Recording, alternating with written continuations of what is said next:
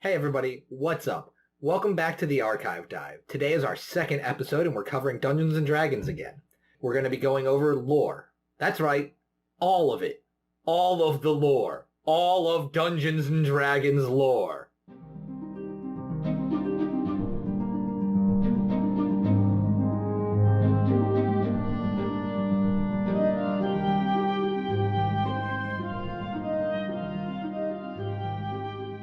Okay, here it is, people. Everything you need to know about the unified theory of Dungeons & Dragons lore. All of the common elements, all of the same repeating themes that happen across every single...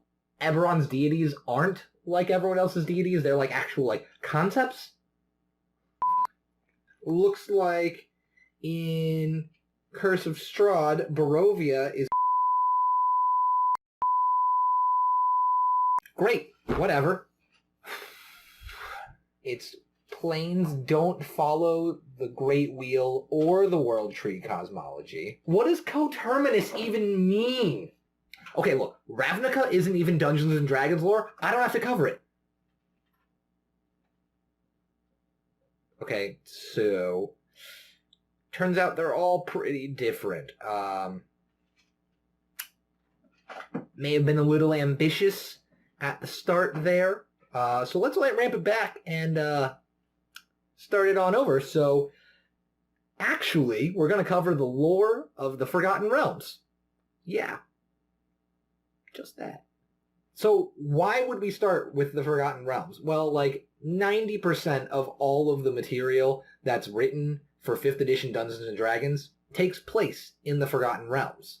Specifically, they take place in the Sword Coast, but regardless of where your campaign's taking place, you're going to need to know some fundamental principles about the Forgotten Realms. First and foremost, the Forgotten Realms is the name of the campaign setting. Toril is the name of the planet, and that's probably the last time you'll ever need to hear that name. And Faerûn is the name of the continent that it takes place on. Furthermore, you have these countries and sub-regions, of which I've mentioned before. The Sword Coast is probably the most prominent in all of the published material, and Chult was probably the other one you need to know because it takes place in Tomb of Annihilation. It's the land of dinosaurs and jungles, so it's pretty badass. Let's talk planes, and I don't mean like those things that fly in the sky. I mean the different planes of existence. First and foremost, you have your material plane. The material plane is basically the world that you exist on. It's the Earth, the moon, all of that, but in this case it's Faerûn, all of its moons, and anything that goes with it. Adjacent to those planes, you have the Feywild and the Shadowfell. These two planes mirror the material plane, not necessarily one-to-one, but they're similar in their creation. Surrounding all of those planes, now when I say surrounding, I mean metaphysically surrounding, they're not like physical places you can walk to. Just scholars in the universe have theorized that they are surrounded by the planes of fire, water, earth, and air. The 4 planes used to live in harmony, but everything changed when... No, it doesn't need to be done. We're not doing it. Stop that right there. Stop it. So these realms make up the inner planes, and these planes are comprised of the stuff of the multiverse of Faerûn.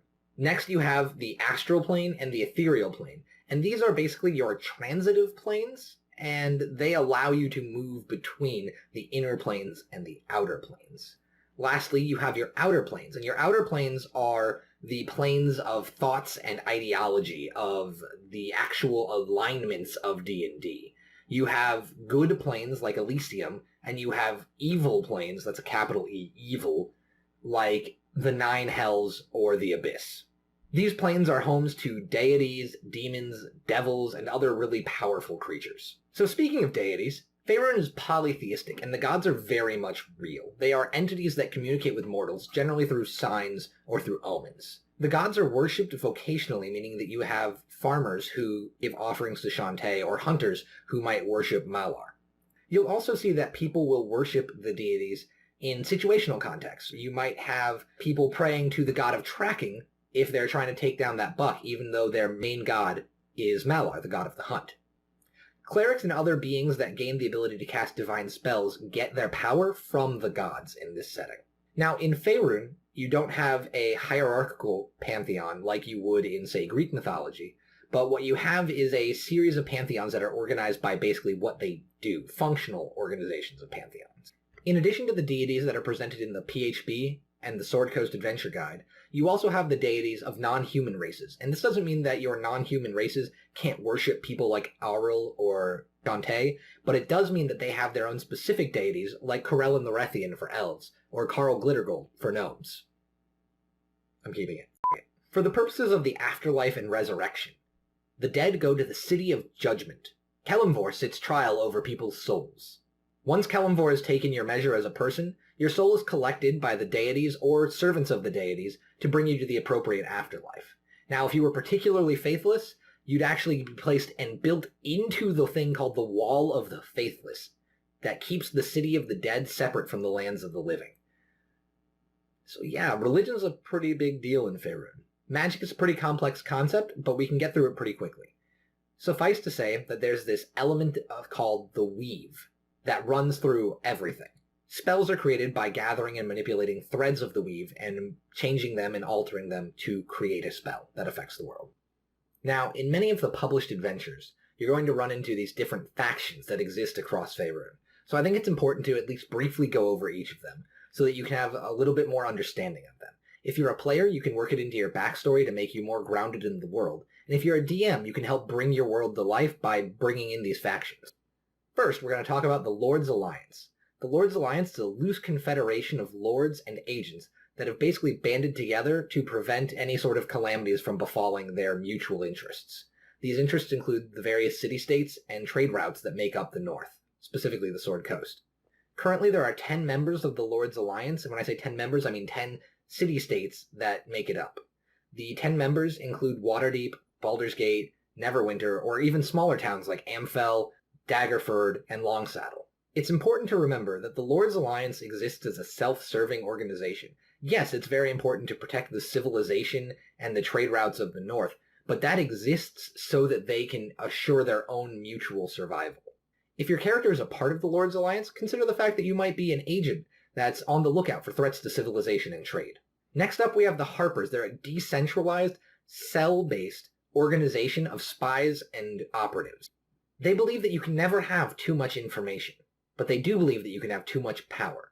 If you have too much power, you will certainly become corrupt. The Harpers operate generally independently. Each Harper is expected to be able to operate by themselves without aid, though anytime they form bonds, they're deep and unbreakable. If you're playing as a member of the Harpers, consider the fact that you might be one of their agents, just an ear on the wall for potential problems, or that maybe you're even manipulating your party to bring down some sort of evil. The Order of the Gauntlet is an organization that's bound together through a desire for justice.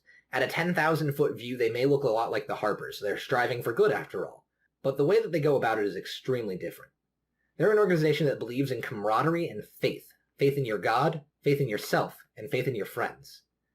When you see an evil act, you must strike it down immediately. There isn't time to wait for the rules of man or dwarf or elf. Someone is committing an evil act, and it must be stopped. Now, this doesn't extend to evil thoughts. Someone who has evil thoughts has not done anything evil, and they don't deserve to be punished. They're an organization of the courageous and the brave, generally formed of religious zealots and paladins of the faith. Lastly, we have the Black Network, the Zhentarim. I want you to think Mafia here. Everyone in the Black Network is your family, and you have access to the resources that your family has at its disposal. Everyone and everything has a price according to the Zhentarim. If you have the power to amass wealth and influence, then the world is in the palm of your hand and you should grip and squeeze for all that it's worth. Power is the name of the game. Wealth and influence are just the mechanics. How will you amass your power as a member of the Zhentarim?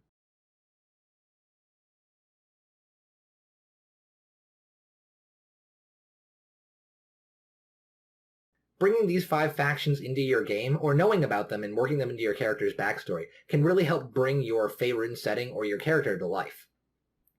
Well guys, that's about all the time we have for today, so thanks for watching. If you could, go ahead and like, comment, and subscribe on the video. We'd really appreciate it. It helps us out a lot. Tell us about any other campaign settings that you'd like a primer on, whether it's Eberron or yeah, fine. I guess we'll do Ravnica if you want to see it. Of course we'll do Ravnica if you want to see it. If there's any part of this video that you'd like us to expand on further, go ahead and let us know that too. If you could, go ahead and hit that notification bell, then you'll get updates about when we post our next videos. I'm Nick, and this has been the Archive Dive. Thanks for watching. So, wait a second. Okay. If Barovia is able to be accessed from anywhere, then... Okay, and Eberron has the golden ring, and all of the planes are coterminous in wax and wane, then that means... Yes.